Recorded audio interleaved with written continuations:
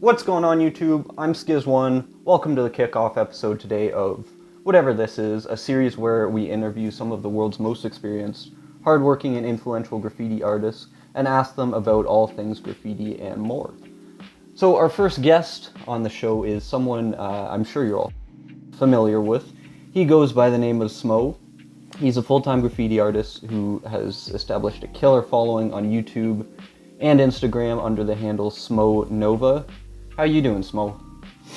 Hello. Hello from Germany. Yeah, I'm doing very fine. It is late at night already. Kids are sleeping, and I'm ready for a good interview with you, Mr. Sciz. Thank you for being here. On behalf of my less than large graffiti community on the channel here, we're all very happy to have you on. I know you're. This was so genius. You're a genius. I never thought about to make my own audience get my ideas somehow to work. You told your audience that they should come to my newest video and make an interview with Sciz, and I thought, why are so many people writing this? You're really working very good with your audience. Well, it's funny you say that because I've tried little things like that in the past with my audience, and most of the time they just plain don't listen to me. I probably shouldn't say that, but I guess you can tell that they actually wanted this to happen because if they didn't, they wouldn't have done it. So, Yeah, this was really cool. Yeah, so props to the audience for making this happen.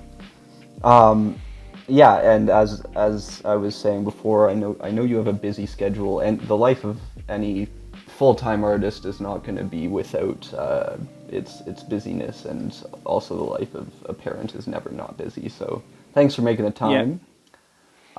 So really, I'm sure most people here have at least heard of you, but there's always a few new people to the game. So just I'm gonna, instead of asking you a bunch of little questions about different aspects of yourself, I'm hoping to ask you just a blanket. What would you say in your words you do?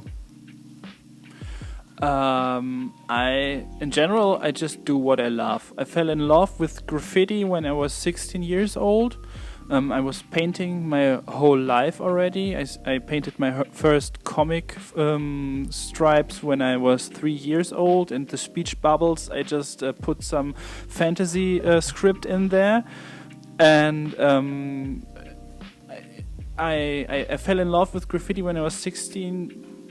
I don't know why, it was just there suddenly, and and since that day I try to make a living out of it, which is pretty unusual because regularly the people say that graffiti should stay on the streets, but I'm from a pretty small village, and I have the feeling that I can't hear you anymore. Can you say something? I'm here. Okay. Oh, you were so quiet. I'm listening. That's my specialty. Okay. I come from a very small village, and we have no graffiti scene here at all. I saw the graffiti first time at the German Autobahn, and I was totally fascinated by it, and I started just doing it. Yeah, and this is how it all began, and it didn't stop until now, and now I am 35 years old.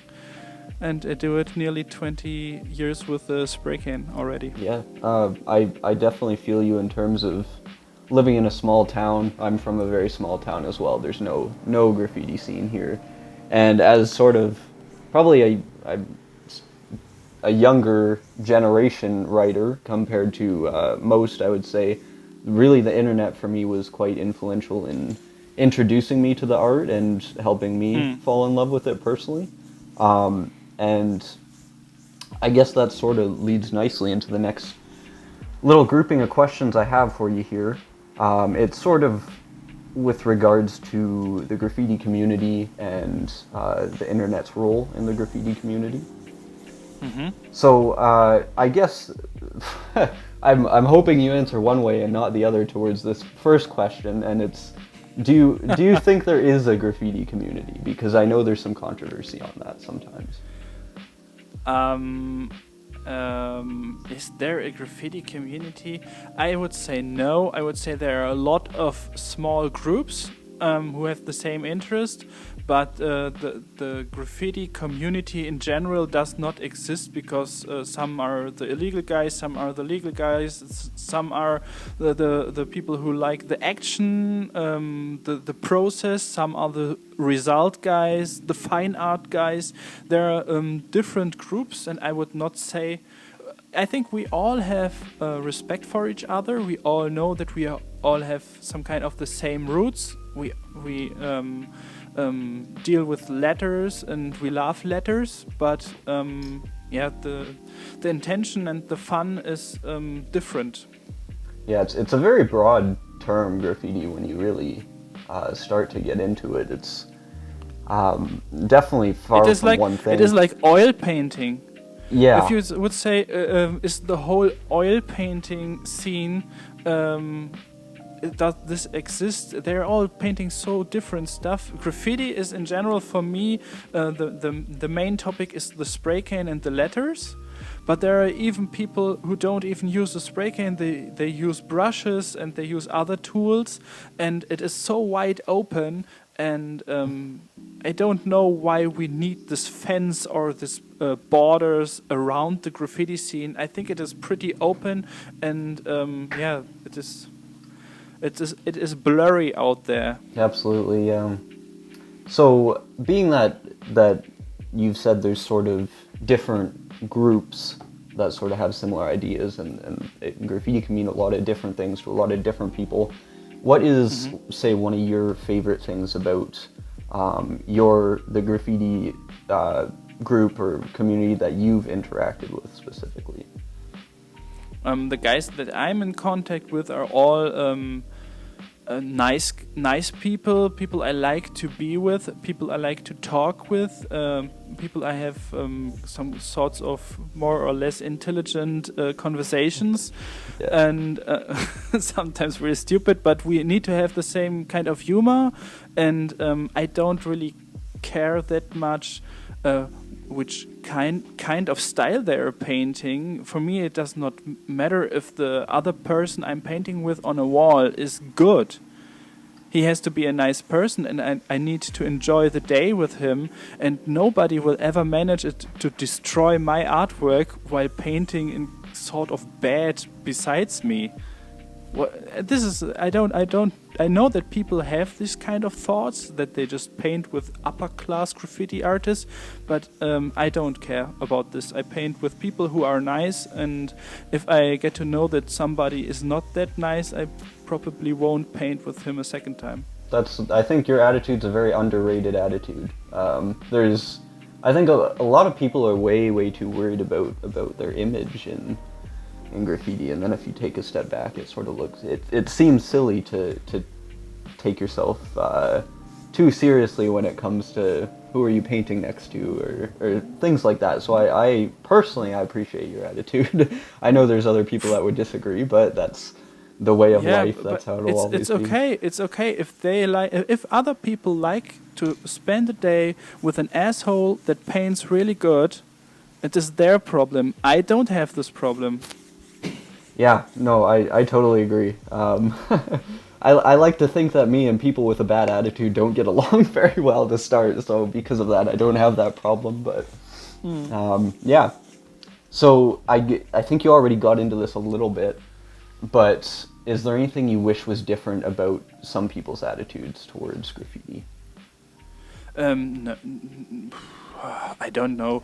I just care about me. I try to influence other people to be more nice, to be more chilled, to don't take themselves too serious, to be able to make mistakes in public, to fail. I think failing is such an important thing. There are so many guys out there who are super insecure and who try to be the big boss, but they can only do their letters that they have practiced so many times, and they are like in a cage. And if you are free to make some mistakes, you can paint new things. Some of my videos, they are horrible, like the Have you seen the bricks video where I painted the bricks? Yeah. I wouldn't say I it was made horrible. I think I you're made a little. at the end it was good, but Yeah, I made yeah. everything on the way to the final result. I made nearly everything wrong. Even my car did not start. The engine did not work anymore. It was everything. It was a total disaster. But this is entertainment, and this is cool. And if I would come back to your question, everybody can be how he wants to be, but on my opinion, the others are not that important. It is all about you. It is all about your feelings, and everybody wants to just focus on happiness. This is my biggest advice to the people, and don't try to be cool or try to be someone who is better than others. Absolutely, yeah. As far as I know, you've managed to make this a full-time job for yourself, but for most people, it's hard to make any kind of money in graffiti, and you really do need to be doing it for yourself. Like it's Yeah, I sold my my couch from the living room after being a full-time artist for 8 years, because there's always this moments when some of your customers don't pay, when things work wrong, when one day I was at the bank because I really had no money anymore. I already had my 2 boys at home. We were living in a 2 rooms apartment with 2 boys and me and my wife, and I had no money at all. And the bank manager, he was laughing at me, and he said, "You're an artist. You won't get any money." And it is I went a pretty hard route, but I never gave up. It is not like that it was easy the whole time. What you see on YouTube now looks pretty easy, but just because I was eating a lot of shit. yeah, no, absolutely, and a lot of the time, if you're in situations like that because you've committed yourself to trying to make money in a not so easy manner, if you're not doing it for yourself, it's gonna be 100 times harder, right? So it's yeah, you really do have to do it for yourself. I think you're right on about that.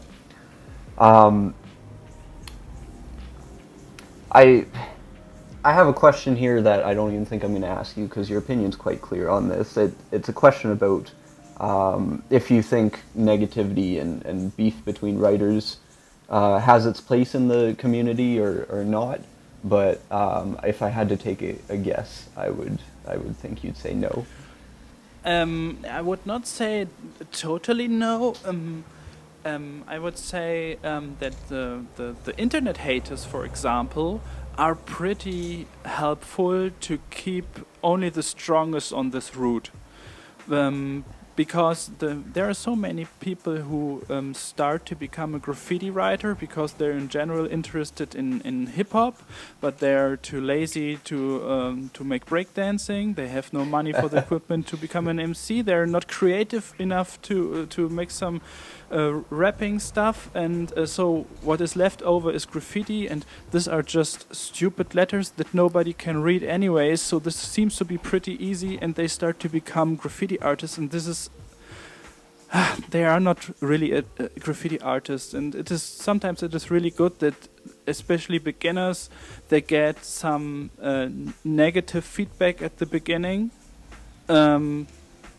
just to challenge them to continue. Yeah, it's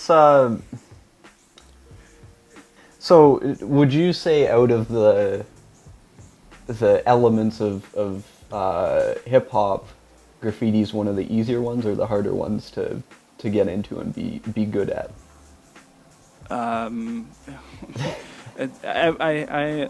The problem is I was always too lazy to dance, and I had no money for the equipment. No, I started graffiti without knowing about all this hip hop stuff.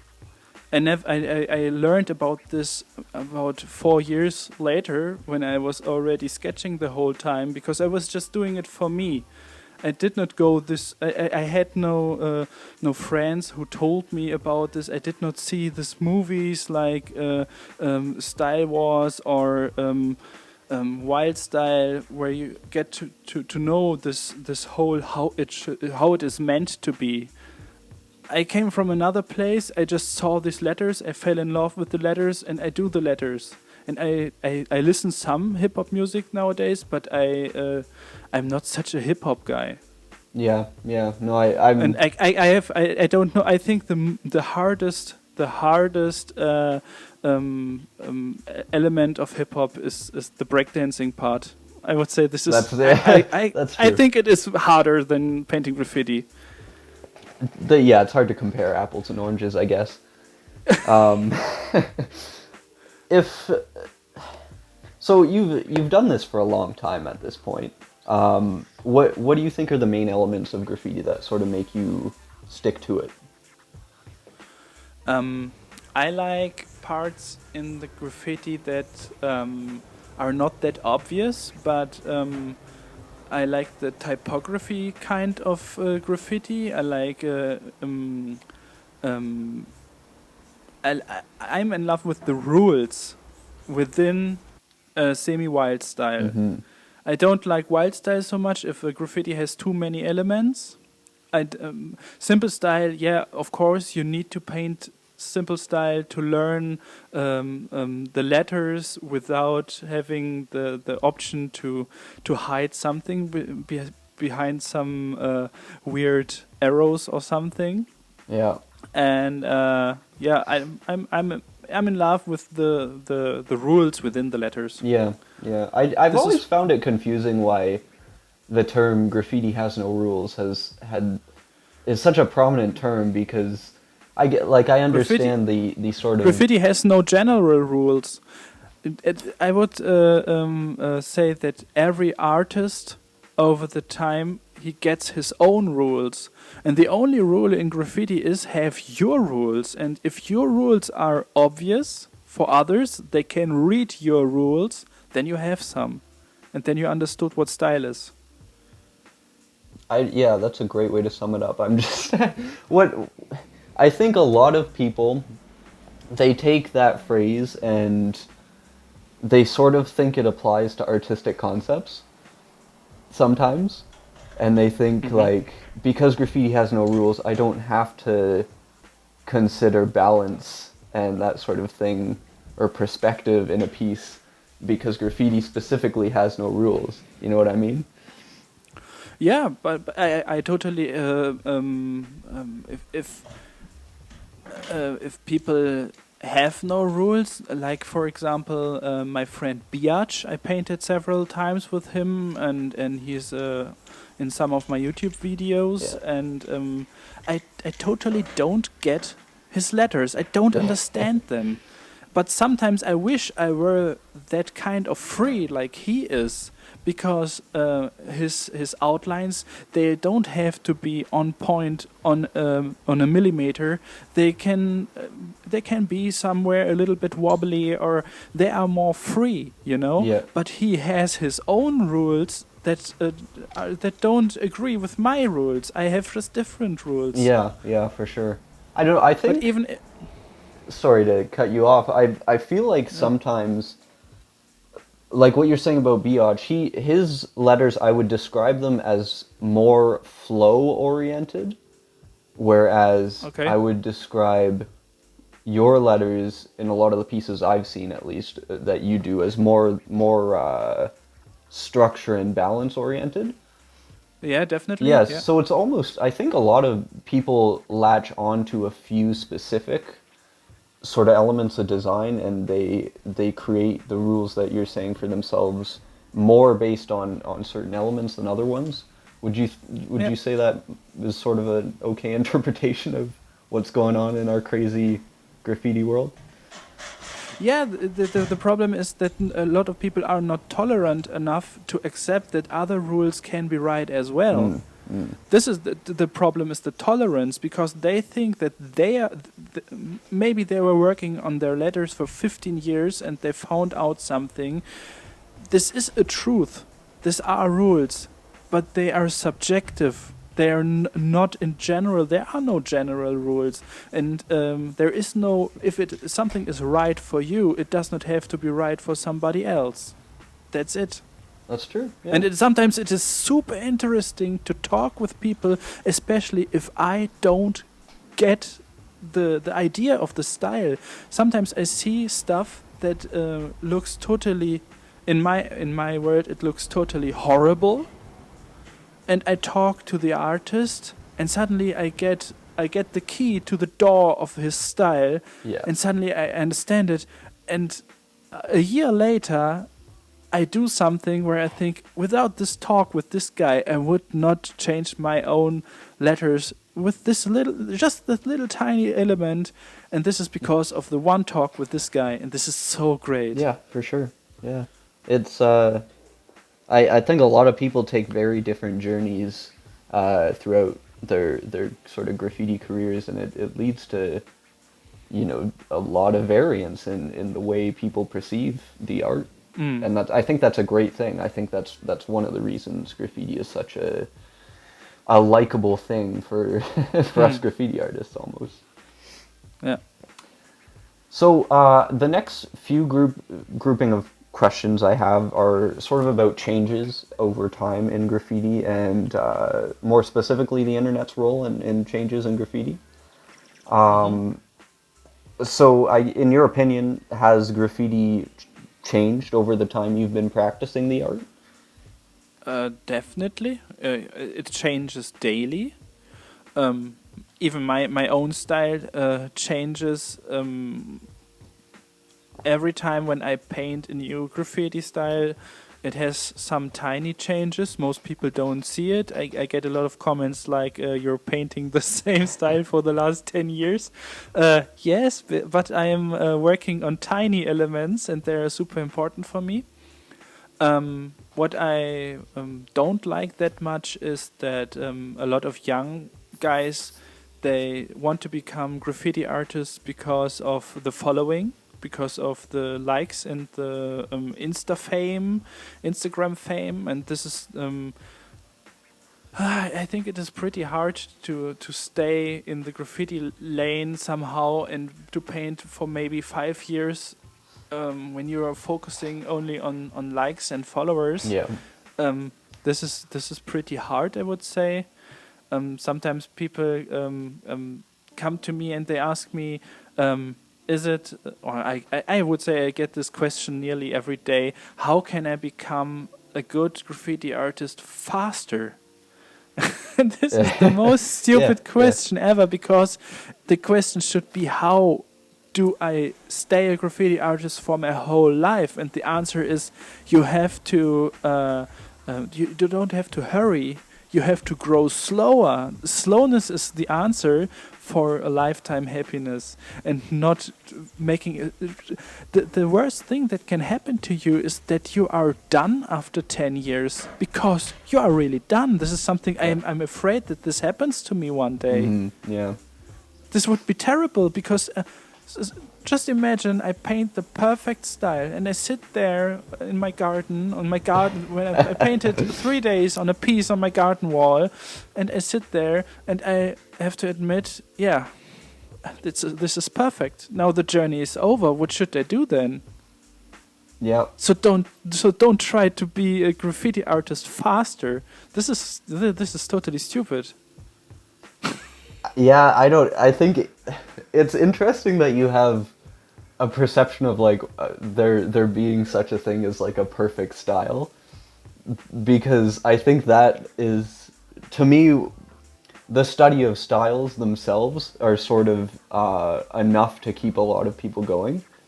And I think although you have like an idea of what a perfect style is, every time you probably do a piece, or at least every time I do a piece, I think my perception of what that perfect style is changes a little bit. And although you may feel like this piece was better than your last, that's how I feel when, you know, the 10% of the time I do something and don't hate it. I also feel like after that piece that I have like more work to do to get towards like what I would consider to be. So you sometimes hate your stuff when you're done? All the time, yeah. It's Oh, all the this time. is this is terrible. Yeah. Well, I don't know. I think most people think like that. It could just be me, but Yeah, yeah, no, I yeah. I despise know. it. There's several kinds of graffiti writers, and the most funny type of graffiti Your writers health. are the complainers who are Yeah. complaining the whole time. They're making one outline and directly and why did this is crooked, and they're complaining the whole time. This is I'm sometimes I'm so happy when I finish the graffiti, and I'm sometimes so happy. This is yeah, this is a little bit embarrassing, but I have to hold back my tears because I'm You so worked hard on happy it, yeah. about the letters. Yeah. This is so intense, and this is the feeling why I do this. Yeah, absolutely. And this is why I paint this kind of style, because this is the nearly perfect style. Yeah. And there's always this moment of euphoria. Is it called Euphoria, yeah. Yeah. Euphoria, and yeah, when then some days later it is over. When I paint a graffiti, I have to leave the wall when it's getting dark or something, and I sometimes sit there with my iPad for 4 hours and just stare it. I have to stare my graffiti until it is really the process is over. This is so intense. This is totally stupid, but It's not. No, love I know it. what you mean. Yeah. I love it. I love it, and this is why I do it. Yeah, absolutely. Yeah, I always have a rule personally. If I don't like a piece, I'm gonna work on it till I'm happy with it. And Okay. usually a few days later is when I either say, okay, this is something I'll be happy with for years to come, or no, I already hate it. And like the few days is the time I need to step back from it before I can sort of look at it more arbitrarily. Mm-hmm. But Mm-hmm. yeah, I don't know. It's very different processes that a lot of people have. And Yeah. although I understand sort of what you're describing, that doesn't happen to me too often. But it took me about 6 years or 7 years until I was the first time that satisfied. The most times before I was kind of satisfied with sketch, but I think it is pretty hard to transfer a sketch from this small scale to a big scale wall. Yeah. Because on the sketch you have everything in the view, you can see everything directly. On the wall you always have to go back to have to get a feeling about if everything fits at the right position. Yes. And and when you're painting on the wall, you're painting with your full body. Even if you're just a little, if you just move your feet a little bit, it is visible in the line. Oh yeah. That you're doing with your hand. So you have your full body is you have to train your full body for several years to be able to paint the same kind of style like on a piece of paper. Yeah. No, absolutely. See, breakdancing has nothing on us. We can do that. We're using our whole bodies Yeah. every day. Yeah. Do you think, as far as an overall shift in graffiti, has there been like sort of what's the best way to put it, like industry changes in graffiti since you've been practicing the art? Has there been like major changes that almost all graffiti artists have observed over a certain time period? The problem is I understood about 40% of the words. Oh. But I don't understand. What's the industry? Industry is probably not the right word. I'm thinking like like collectively, if there's something you would say, are there any events that have happened in graffiti that have caused most of the graffiti artists to start doing something or stop doing something, start adding something to their graffiti? Yeah. Okay. The answer is the internet changed the game. Yes. Because when I started painting graffiti on paper, the first sketches, we didn't even have an internet access at home. We had no computer, no nothing. and it came all later, and it was so the first when I realized that something like graffiti magazines exist at all, and I got the first graffiti magazines in the post box. It was really, it was intense. But what the youth today, they have an access to a million of high quality graffiti, just opening Instagram and scrolling through the feed, and once you have your trained your algorithm, you get only the best stuff. Yeah. This is intense, and I think that this changed a lot, and I have even friends who stopped being on Instagram because they said they can't stand it anymore. It is too much information. They have so much problems. They feel like they were addicted to it. They can't stop it anymore, and it takes so much time of their lifetime. Yeah, and this is even it changes nowadays. I have the feeling the people they are full of graffiti. Already the bucket is full of graffiti, and this is coming out of this at the sides. Yeah, yeah. It's floating over, and we need more. We need now. I think the people need more personality. They need more. People like me, for example, who talk to them, who Interact. give them Yeah. interact, do some stuff, and give them a perspective. I would say it is not about being cool anymore. I would say it is more about making even some business, selling art, doing graffiti as a job.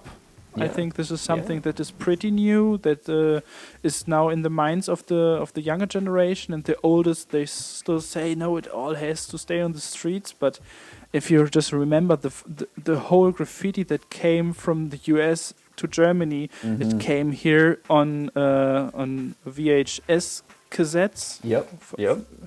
And it was a product. It was something that they had to buy. It was It does not make that much sense, in my opinion, to say always graffiti has to stay on the streets. It is okay to make some money with it as well. Yeah, I think a lot of people perceive the internet to have either ruined or made graffiti. If you're looking at it, like, honestly, there's probably some good things and some bad things about the internet's role in what it's done to graffiti. But do you think overall there's more good or more bad that has come from the internet? More good. More good? More good, definitely. I would not say that if you live in a big city, probably it causes more bad. But if you live on the countryside, it definitely causes more good, because you have the access. You can get in touch with, like I don't know, from which country are you? I'm in Canada. In Canada? Yeah, we're not even on the same continent. Yeah, Canada. Okay, and we can get in touch with each other all around the world, and this is just possible because of the internet, and so fast. And like we are talking, I can see you now. Yeah. This is incredible. Internet is like magic. Yeah, for me personally, it's probably the only reason that I got so entangled in graffiti. Whatever YouTube decided that day, they said for whatever reason, we're going to show this kid a video on the Iron Lack channel of Askew and Ewok and whoever else was in that video doing their thing, and like that was the first time I had ever seen it. And I never would have seen it in person. I started noticing it when I drove to the city after that and that sort of thing, but that was like the single event that introduced me to the whole thing. Yeah. Crazy. And it is so crazy that there was the graffiti was there the whole time. You were in the city before and you just didn't see it because you were not ready for it. I think your mind just blanks out some stuff that it doesn't Yeah, understand sometimes. And I yeah, probably, like, I drove past some of the same things since I had been born and driving around in the car with my mom or whatever, and just had never yeah. noticed it. But yeah, Crazy. it's so I personally agree. I'd say overall the impact it's had personally on me, the internet that is a vastly positive. And Mm, I can understand that it's bringing a lot of people all at once into the art, mm, which sort of puts a lot of pressure on the art. I think to it can change the art really fast, but I mm-hmm. think that's also sort of the reason that it's become more noticed among the public and that sort of thing. Yeah, but the pressure and all this stuff. If you live in a city and you have a real big graffiti community over there, it is the same kind of pressure because they are all in a battle the whole time, and Yeah. everybody wants to be the best. And this is something that we would not. We have no access to it. I'm alone in Warendorf until today. Okay, there's one other graffiti artist now who I don't know if he really lives here. Sometimes he's here, sometimes he's not there anymore. I don't know, but the last 20 years. I was always alone here, Yeah. and I had to invite people from other cities to come here and to paint here with me. And without the internet, I would not have this kind of competition. And competition is something that is so important for the graffiti scene and for the own style development. It is so important. And if you just do it on your own, I think you can. I would say after some years, you will not have the energy to continue without any competition. Yeah, yeah, absolutely. I I think that's also another reason you really have to do it for yourself too, because competition keeps you going sometimes, but Hmm. for people who are in smaller places, uh, personally, I find a lot of motivation just by I feel like I'm competing against myself more than anyone else, and that's part of what keeps me going. Okay. So, do you think, for in terms of your future, what would you say your future goals for your graffiti are? Also, I have one future goal that I'm working on the whole day, on the whole time. It is I want to paint semi-wild style graffiti pieces and make this as my job. Now I'm a commissioned artist and I paint a lot of landscapes and flowers and all this stuff. And through YouTube now I will switch from being a full-time commissioned artist and a side hustle YouTuber. I Yeah, will become a full-time YouTuber and a side hustle commissioned artist this winter. I think everyone's gonna be happy about that. Yeah, We'll get to hear from you more.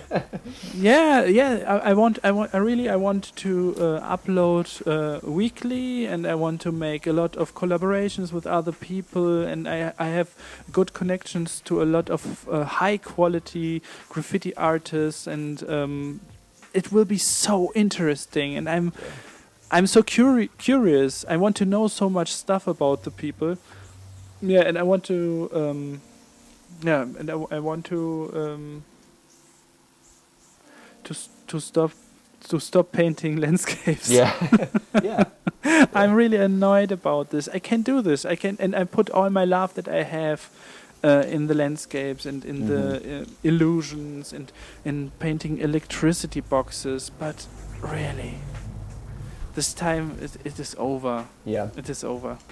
Well, at least you at least you know that, and I think a lot of people sort of struggle with when should they pivot, sort of, and what, like, for you, I think your YouTube's looking pretty damn fine to me right now. So Yeah, if you go 100K. yeah, if you go all in on that, I think anyone who's reasonable would tell you that that's gonna be a big thing for you. And Yeah, like, it will be big, and I have so crazy concepts for new video ideas and video series, and I want to make a tutorial series where I just explain the whole how I understand style, but how the people can develop their own style just by knowing how I do it, and maybe just doing it in the opposite way. yeah, But just creating their own, how to create your own rule set for your own style. So just knowing about geometry and knowing about balance and all these things, and just having your own shape of arrows. Yeah. You're the only one I've ever heard describe graffiti as like an individual having their own set of rules, and I think like YouTube's always sort of starving for people who are doing something unique, and to me, like, there really isn't. There's tons of other graffiti YouTubers, but none of them are doing exactly what you're doing, and I think that's one of the big draws to your channel. I think you have a lot of positivity that is the graffiti community in general seems to lack in a lot of cases. But all the guys that I know, they are all really, really nice, but they are. A lot of them are pretty shy, and this is why you only you see their work, but you will never hear them talk. You will never see them in front of a camera because they're too shy. And I'm not a very shy guy. Yeah, I noticed. I even manage it to speak in English, even if I was in what is not the worst is an F. I would say it's an F in Canada, right? The letter F? If you are really bad in speaking English in a lesson, you get an fluent. F. If you failed your English? Is that what you're trying to say? Okay, it doesn't matter. I was a bad student in English, and I had to learn it all. I'm not that shy. We have to learn French where I am as a second language, and I did bad in school for that too.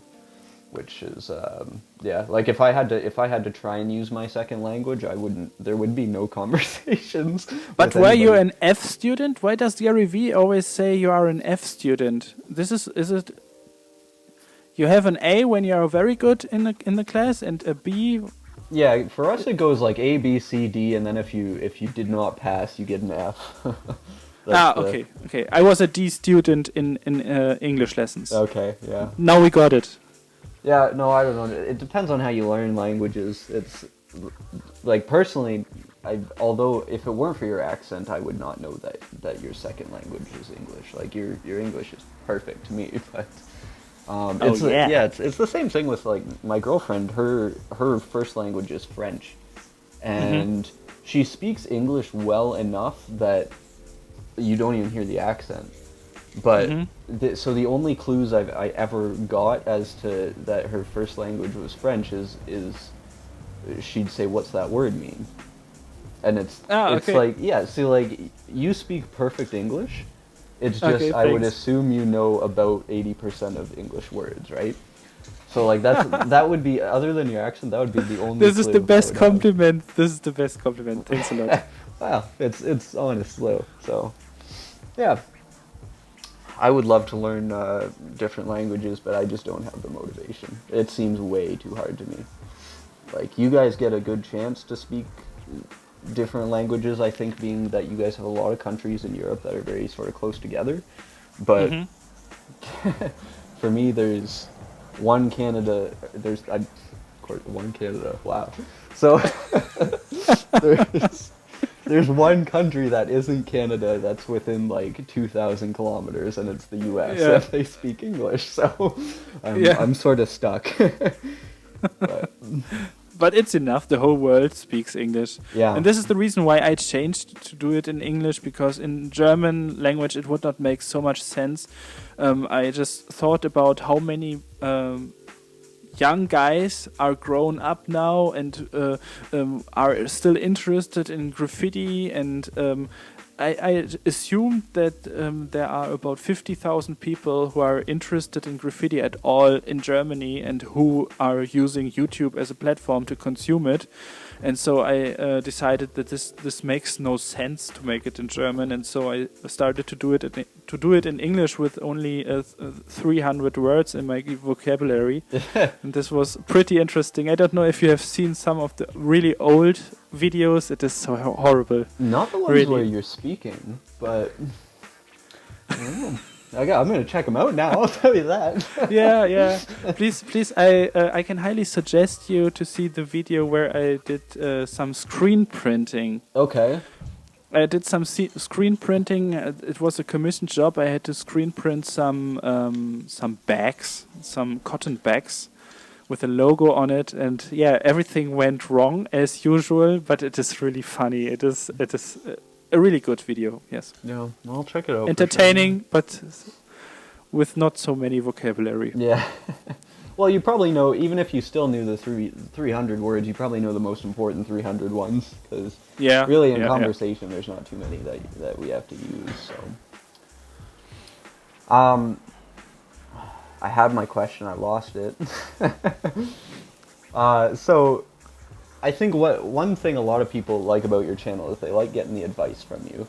So, what for some of the younger writers out there, do you think it's okay to take influence from other graffiti artists, or where should younger writers be looking to? I would say that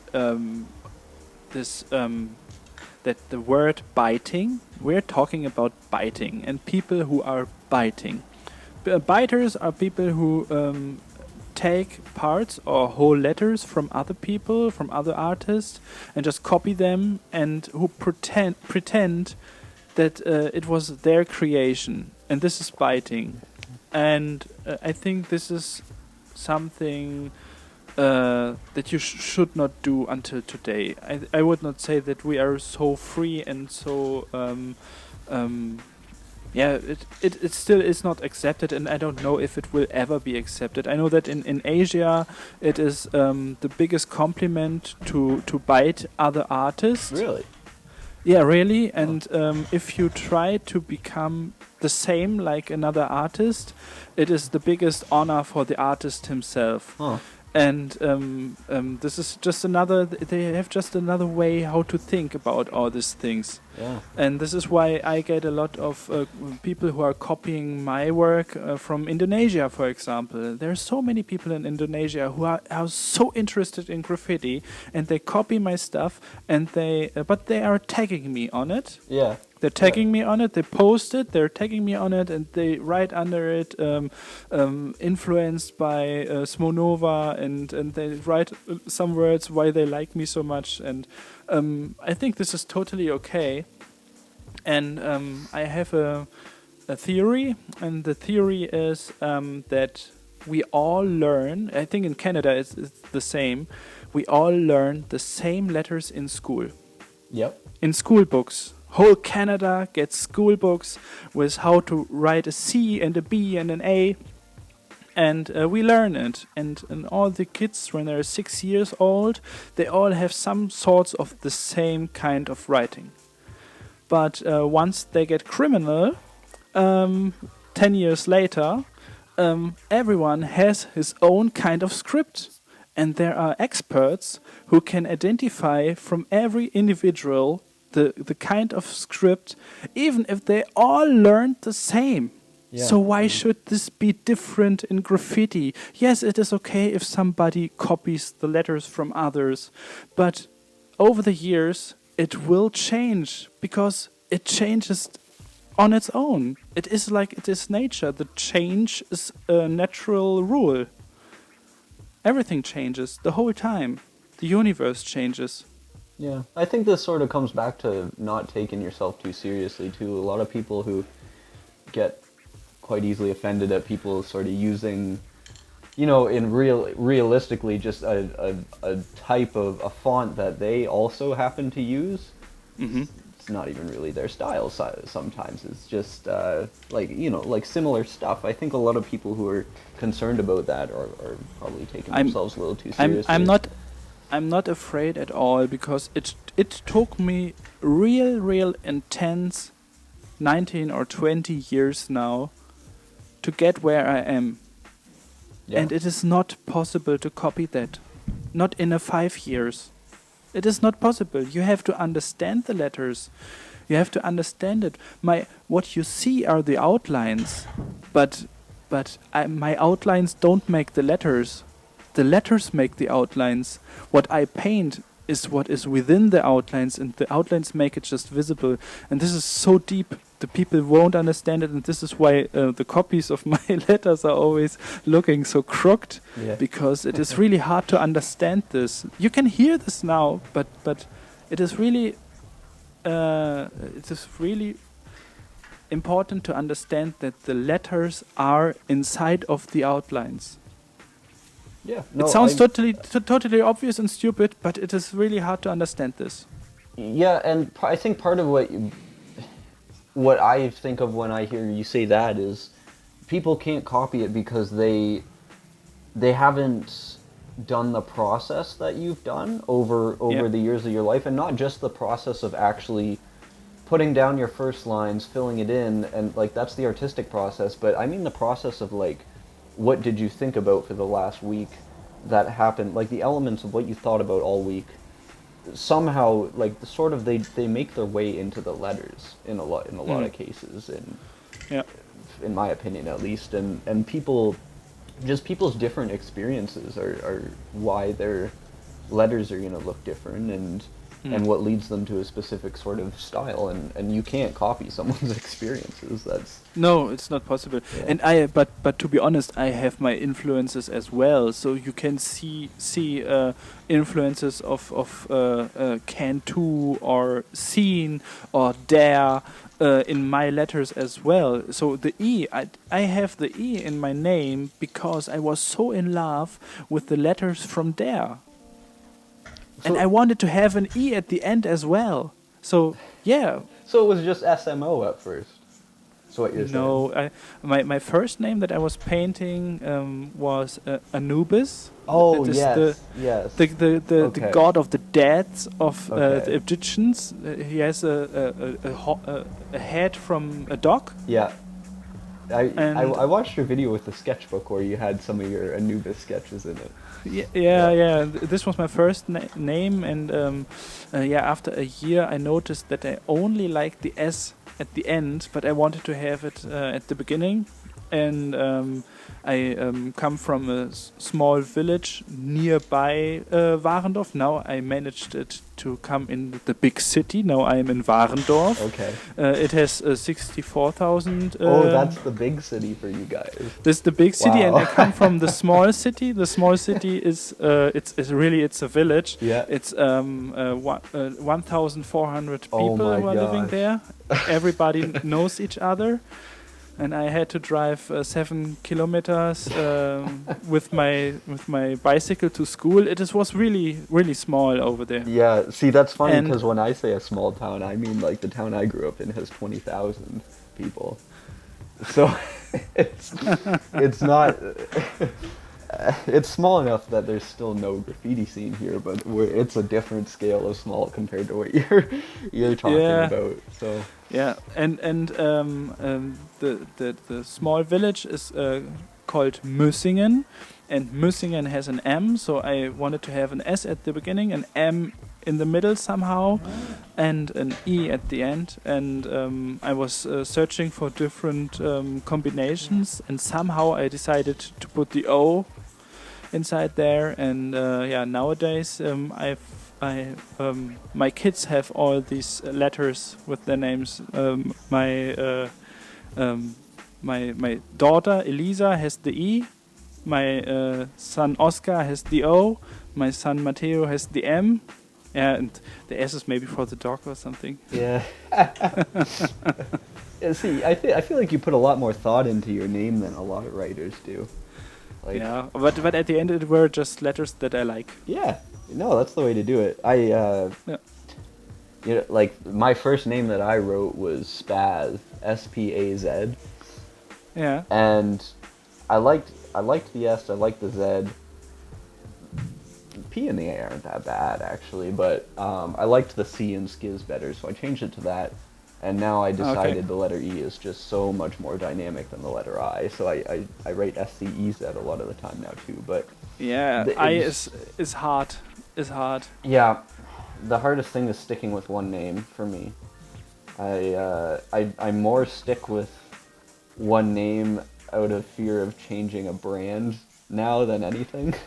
Like I don't want to have to change the name of my channel or my my Instagram handle or anything like that. But I feel like you have a better reasoning than a lot of people to for why you write what you write, which is sort Yeah, of but there are different techniques how to find out new compositions of letters, and I think that especially having an S and a Z, they are like a butterfly. yeah, Like they're the wings very, of a butterfly. They're totally symmetrical. symmetrical, Yeah. mirrored, Yep. and C and I are pretty dope as well. So there is no big gap. What would be terrible is like having a V and a T, Yes. The letter or T is, yeah. or a J and an L and a J. Yeah. Yeah. This is because these are letters which create a big gap, and having big gaps is always a problem. Yep. And you have to find solutions for it. Yes. So you don't have that problems in your name. Sciz is a pretty good name. Yeah. No, I feel you there. It's the letter I for me is always a struggle, but I don't understand. One of the writers I like. I think his Instagram's pretty big. I don't know if you've seen him or not, but he writes Trickster. I don't know him. Okay. He's got Trixter, and to me the letter X is just a terrible letter. It is, yeah. It's a horrible letter to work with, and one of the reasons I like his stuff so much is just purely because he works with the letter X and somehow manages to make it look good. And not only that, he has an X and then a T right after it, and it's just... his stuff is, he makes it work, and that's like he doesn't even have the most intricate style or anything like that, but he somehow makes that work, and I respect the effort there. Yeah, cool, At a certain cool. level. So would you, I guess sort of as a follow-up to the question I asked you before we went way off topic again, I will answer it again in a different way now. Totally different opinion now. well, I guess again for people looking for some advice, what would your advice be to anyone looking to monetize their art or specifically their graffiti? My advice would be expensive. Be expensive? Yeah, be expensive, because what's the use if you... I know people who are painting a whole day on a wild style graffiti canvas, and they sell it for $50. It is like, are you stupid? Why are you doing this? You Yeah. destroy the price because you have to sell it for 5,000 euros, because there are people out there who have no other job, who have no rich parents, who have no people in the background who all the time give them the money to survive, so that you have the luxury to sell your artwork for only 50 euros or $50. Are you stupid? Be fucking expensive. Yes. And expensive means there are people out there who have so freaking much money. There are people who buy shoes for $200 or $500. I don't have shoes which are more expensive than $20. Yeah. I buy all my clothes in a thrift shop, because I want to spend all my money only on stuff that I need for painting, and I destroy my clothes anyway. Well, that's the thing. We know we're gonna get paint on them, so we don't. Yeah. We're not gonna buy the expensive ones. There are the good clothes and the painting clothes, and after a year you have only painting clothes. Yes, yeah. No matter what you do, it's gonna happen. It's always. I don't Yeah. know how you manage too with like having an access to a wall right in your own backyard. Like I just built it. for me, I would just forget to change and go out there in my pajamas and get paint on them too. So like I don't know how you have any clothes that don't have paint on them. But Yeah. so I have a few last questions that were submitted specifically by viewers. Probably a lot of the ones that went over to your 90K video and told you should be here doing an interview with me. So I think these are a lot of them are more about your personal preferences. Okay. First one from Spawn10. He's asking, at what point did you decide or realize you could turn graffiti into more than just a hobby and more of an outlet to get paid through and make money through? I did not really have this moment because I started as an illegal graffiti artist, but this was no fun over here because you have to drive 30 kilometers with your bike to get to the next bridge, and this is totally annoying, and it is really hard to hide somewhere. If you are on a street that is 5 or 6 kilometers long and it is just straight and you have just fields at the side, there is no place to hide anywhere. And it is really, really hard on the countryside to be an illegal graffiti artist. And so I decided to paint at daytimes because I wanted to paint at daytimes. And I got, by coincidence, I got a wall near, close to my school. And I was painting there, and I always was painting graffiti with some characters. And the people, they can identify with characters. If they see graffiti, they can't decide is it good or is it bad. But if they see characters and they recognize them, they see, oh, this is a really good Mickey Mouse that you painted there. Then they ask you, can you paint my kid's room or my garage door or something like that? And I was painting at daytime, and always when I was painting there, some people came and asked me if I can paint for them. And I always said, yes, okay, I can paint for you. And I just did it for the material costs, because I had all the spray cans left over, and so I had a hobby that has no cost at all because I was painting the whole time, and I did not have to buy any spray cans anymore, and this was so cool. And suddenly there was a guy who had a big company, and the company turned 175 years the next year, and he asked me if I can paint the whole facade. It was 160 square meters. But he needs an invoice. He needs an invoice, and I said, yes, okay, I can write you on a piece of paper. And he said, no, not. I don't want that you write just the. I want a real invoice with all the tax numbers and all this stuff. And I had to go to the places, to the offices where you get all these numbers and all this stuff. And suddenly, by coincidence, I was an official artist, and I was able to write invoices. And writing invoices is real fun. Oh, I agree. Yes, it is. Yeah, I don't get to do them too often, but I'll agree. Yeah. I did not have this plan. I want to be there. I was always just in love with painting, and it all happened just because I was always putting all the love that I have in every single painting, and I do it until today. No matter how stupid the idea is from the customer, if he wants me to put a T-Rex with an umbrella flying over the rainbow with a jet ski, I paint this for him in the best way. Yeah, no, I think you have a gift in that you're passionate. Like a lot of people, I don't understand how some people go through life without having like their thing, you know? like a lot of people seem to. I can't imagine what I would be doing without thinking about graffiti every day. And a lot of people just don't have anything in their life like that. But the most people are playing computer games the whole time, and they are like it is like taking drugs or something. You just don't have the time to think about what is my thing, because you are doing something the whole time. You're sitting in front of a screen and you're doing stupid stuff, and suddenly you're old and you notice that you did not do anything. Yeah. No, I see. Like, there's another question here about like what one thing you think is an attribute that's helped you over your career. But for me, if I were to answer that question for you, I would just say, like, it seems like your passion for it has been the key to it, right? Yeah, it's love.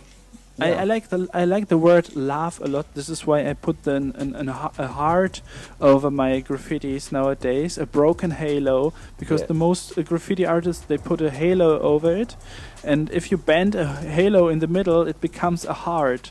And this is like, I'm not a holy person. I'm not free of mistakes. I do a lot of stupid stuff the whole day, but this is love, you know. People who are in love are allowed to do everything for their love. Yeah.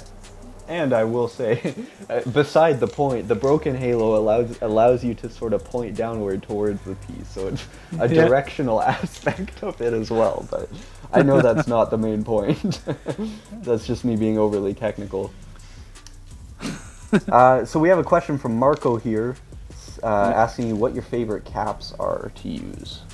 My favorite caps are the level 1 skinny caps. You like them a lot as well, like I have seen in your videos. But the mosquito cap, it is a level 1 skinny cap just with a syringe it's in like, there. Yeah, just a really tiny metal there is a guy from Germany. His name is Ben from the Wild Style shop, and he has invented this kind of cap, and it was called the junkie cap. And it's just you take I get it. you take from a syringe, you take the tip of the syringe, and you take a nail or something to put the eye of the cap out. You can put it out. I don't know how to put out the black circle out of a cap, you know? Yeah. And then you can put the syringe in there, and suddenly you have this mosquito cap, and it is like, it costs nothing. It is not really necessary to make it that expensive. Yeah, for sure. Yeah, the level 1s, the thing with them, for me, they're small enough that they're even too small for me to use for an outline. Like, I think you have to be coordinated enough. But the level 1 skinny caps, they have one disadvantage, and I still don't. I'm a Montana cans painter for about 1.5 years now. Okay. And I noticed that they have some kind of a tolerance in their production of level 1 skinny caps. They are not all the same. You have a package of 100 level 1 skinny caps, and sometimes you have some of them in there which are they let a little bit more paint out of it, and they are too aggressive, I would say. I would call them, they have a real aggressive output of spray paint. Okay. And then you just put this away and take another one, and suddenly it is really good again. And I still don't understand why some of them are like this. If it is just if it is a mistake in production or something. Yeah. It is, I would say, unexperienced writers would not notice that, but I noticed that. Yeah, for sure. Yeah, and I think 10%, I would say 10%, 5% of them are good, and the rest are brilliant. Okay. Yeah, if you've ever used, like, I grew up using iron lac paint just because, believe it or not, that's the cheapest paint in my area to get. And the old, when they still came with the outliner cap on them, when they had like the little clear plastic dome with the two New York fats on top. Mhm. The New York fats that they came with and the outliner caps, they would deviate so much. Like you'd get one that sprayed in a dot, and then you'd get another one that sprayed in like a weird ear shape or like a Yeah. squiggle, and it was just so irregular. So one of the things I liked about the Montana cap system was just that they were a little bit more consistent. I think there's Yeah, always some that definitely. aren't. There's always some that's just suck, but I'm complaining on a very, very high level. yeah. Well, yeah, you can. When you're doing high level pieces, you can complain on a high level. I think. Yeah, and I want to ask you, how expensive are the spray cans in your area in Canada? How much is Montana can, spray can, Molotov, Iron Luck? How expensive are they? I would start by saying around where I am, there's no stores, so I buy online from a Canadian place in Montreal. Yeah, okay. They don't even stock Montana cans. I don't even know where I'd get Montana cans, to be honest. You can't get Montana Yeah. cans in Canada? Yeah, I don't know. I'm sure you could, but I don't know where to get them. And there's Okay. no local places, so I couldn't even give you a price for those. But Iron Lac ones I usually get because they're the cheapest. They're about $6.50 in Canadian dollars. Mind you, Okay. $6.50 Canadian is about four euros, I think. I will check. This is pretty the same like here because I will just type it in now. Canadian dollars and euro. Our dollar's really weak. It's people think it's the same as the U.S., but it's our dollar's like 75 cents to the U.S. So okay. You say 650? Yeah, something like that. Yeah, okay. It is like 20 euro cents more expensive than here. It is €4 and 17 cents. Oh, okay. Yeah, that's about right. And that's the cheapest brand. You can get the Molotov ones. Those are more like 8 Canadian each. Wow, Yeah. so expensive. Yeah, This is yeah. €5 and 15 cents. That's well, This they is- come from where you are. They got to get all the way over here. So Okay, but here in Germany, the Molotov ones, they're like the same. They're not more expensive than the Montana ones. Huh, okay. Yeah, we have some other brands too. Like I think the Flame cans are around the same as the Iron Lac. I don't know if Flame Paint is. Are they like a subsidiary, like a side brand of Molotov? Yeah, I would say Okay. so. They are the acrylic version of the Molotov spray paint, and they are acrylic ones, right? Yes. Yeah, So is regular Molotov is then nitro based. really? I think can't it's believe I didn't nitro know that. based because they are. This is something that I really liked about the Molotov spray paint because it is such a thin coat of spray paint. It is really, really thin, and the Montana cans, they have an I don't know the word of it in English, but it is pretty. It is a real thick coat of spray paint that comes out there. It is Mhm. pretty good if you are painting out there when you're painting facades which are in the sun and where if The there sun are bleaches them a weather little weather influences, Oh, yeah. UV stability, and all this stuff.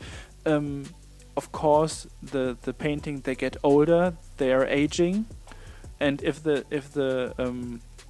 coat is thick, it is always good. Yeah. But if you are painting on maybe cars or canvases or things that you get a little bit closer to, it is always good to have a real thin coat of spray paint. Yeah. And this is something that is you just don't see it if you take a canvas from the side and you paint with Molotov, you just don't see it. It is all super thin. Mhm. Mhm. Yeah, see that's the thing. I go with what's cheap, so I've probably only ever used Molotov like maybe twice in a piece, and that's like the odd can that I for some reason had, or got for free for whatever. But I usually go with what's cheap, and I never end up using a lot of the brands like that. So. Um, Ref Creativity has a good. Actually, he has a good question here. What would Okay. be like your dream collaboration? Like, who would you like to collaborate with most on a piece? I, in person, my biggest dream would be. Okay, now I have to think about it. I would like to make a collaboration with Bobby Duke Arts. Bobby Duke Arts. I'm sure I should feel bad for not knowing who this is. He's not a graffiti artist, but he's a YouTuber, and I'm a really big fan of him. Okay. From the YouTube scene, I would definitely say Kipto, and we are in contact. I have his private number. We're writing some messages sometimes. We are all connected. I'm connected with 1000, with Slew, Okay. Doge, and me. We are really good friends. We are talking about 3 or 4 times a week. Nice. And yeah, and there are some people like, for example, Can2. Okay. Yeah. He's he's the most famous graffiti writer from this world, from this whole planet. Mm-hmm. And I met him, and I talked to him, and he knew me, and I felt so honored that he knew me, because yeah, at the end I'm still this guy from this small village, you know, and suddenly this guy that you only know from graffiti magazines and from the internet talks to you on a graffiti jam, and this is so unreal. And I told him that I would love to paint with him, and he said, yeah, let's find a date. And yeah, but I'm afraid. I just don't want it somehow. It is like there's so much pressure on me that I just don't want to find a date. Yeah. Even if I could. All right. I guess one last question is one I actually sort of stole from your post asking for questions for that other podcast, but from your Instagram. Someone was wondering if you would like it if your kids followed in your footsteps and were interested in art and specifically graffiti. Yes, it would be definitely the dream. It's the dream of every dad who works on his own and who has his own sort of company, or it would be so dope. My older son Oscar, he always says that he wants to become a cameraman, and my younger son, he wants to become a graffiti artist as well. But That's of awesome. course, he says this only because he wants some sweets or some extra television time. So he's smart, is what you're saying. Yes. They can become whatever they want. Even if they want to become a dinosaur as a full-time job, they can become a dinosaur. Yeah. I will support them in everything, because I'm the living example of that you can become whatever you want. If you love it, you can do it. And of course it will be hard. And and they can become whatever they want. I think that's a great way to wrap this up. Because, like I said, a lot of people, I think they follow you because you're a much more positive, inspirational graffiti writer than the scene normally sees. Yeah, but man, I come from a metal workers family, and they all wanted me to become I had to become a tool maker first before I was able to go and to study, and I studied designs.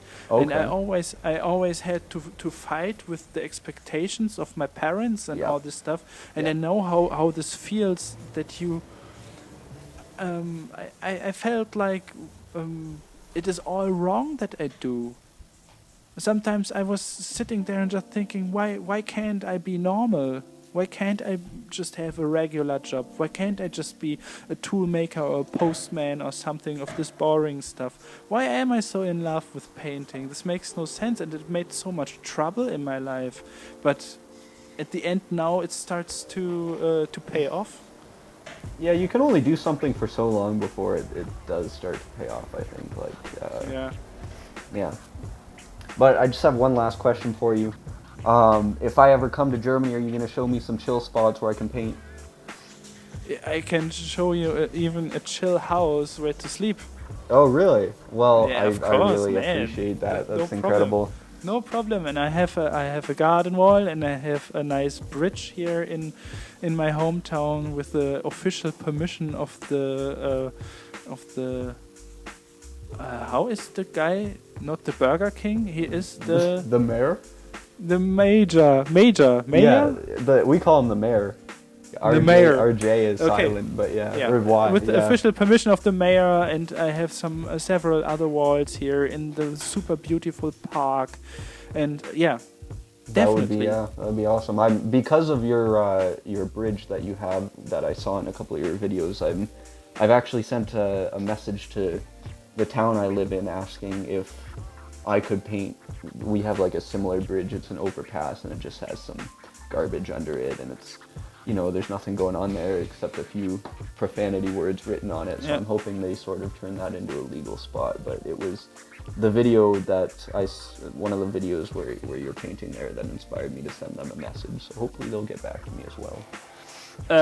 There's just first of all, I have an email. I will translate it for you now with some how to get a legal spot.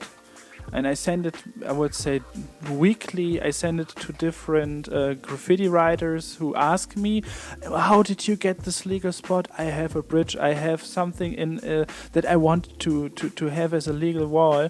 And I would say 2 years ago, I created this one email with all the tips that I have, and I would say 50 legal spots in Germany are just there because they got my email, they got all these tips, how to behave, how to make it, and how... I even wrote that they should make their hair look nice and don't look like an idiot. And they got my permission even to use my work to show how it could look like, and that they should not use the word graffiti, they should use the word street art because it is more fancy. At the end, it doesn't matter. They just want to paint there. Yeah. And I even have in this email a plan B, that if they are sort of interested but they are afraid, the plan B is always if you just suggest them to paint this bridge, which is probably gray. Which color is this bridge? It's a normal concrete one, yeah. It's a concrete. Yeah. Then you say, I would paint this bridge in gray for you, but not now, in a year. And until that, I want to paint there. And if you are not interested, and if you say this was all just shit, and we are so disappointed with you, I will paint this bridge in gray for free. But until then, I want to show and I want to prove that this ugly space can be a place of international come together of artists, of creativity, and make this illegal shit spot to a place where people travel to just to see it. And there are some tips that you have to inform the newspaper, and that you have to inform which people you have to inform to make the people who just have to say yes. They just have to say yes. They have no work. Yeah. And you make them look good by just saying yes. And you have you want to do the work. You want to paint there. You want to make it nice. Yeah. I would love to see that email, because it sounds like you have a way with words with these things, I think. Yeah, I have it all in German, but I want to translate it, and you will get it. That'd be great, honestly. And please spread it after that. Oh yeah, for sure. I feel like this makes you responsible for sort of creating all kinds of spots and all kinds of towns and stuff. Sort of like you're taking over the world. Not But- me. I just want to make. I know exactly how it feels that you want to paint, but you just have no spot to paint, and you have to be illegal, but you just don't want to be illegal. Yeah. You just want to paint. Where's the reason to be illegal if you just want to paint? And if there is a way that you just have to go somewhere and that you have to just to say these specific words in this order, and and after that you get an official permission, a piece of paper that protects you against police violence. I even got when I was painting on one spot that I just made legal for a week, and I painted the first time there.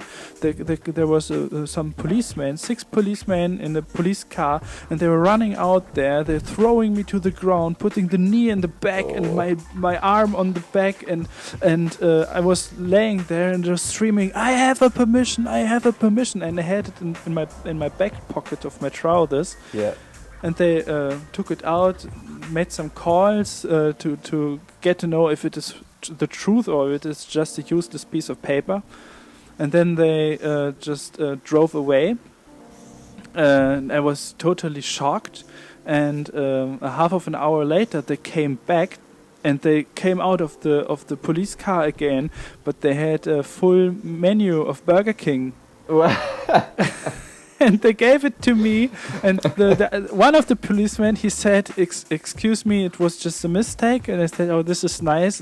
Thanks a lot." And the other policeman, he said, "But we were 6 policemen. You had no chance, anyways, in courts." Yeah. Oh. This I don't know. I think you could take 6 of them. You're a pretty big guy. You have the shoulders for it. No, but I have no weapons. This is the problem. guess, They have these weapons.